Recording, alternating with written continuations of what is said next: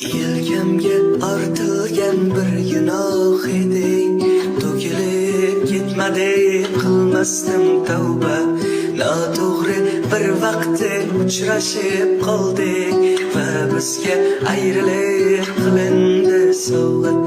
Bevafo demayman, haqqim yo'q axir, shunchaki bu bizga bitilgan qismat. Eng chigal o'ynadi taqdir, bizning nozik nuqta edi muhabbat. Sinaldik, sindik, yiqildik, qarshi chiqmoqlikka qilmadik isyon.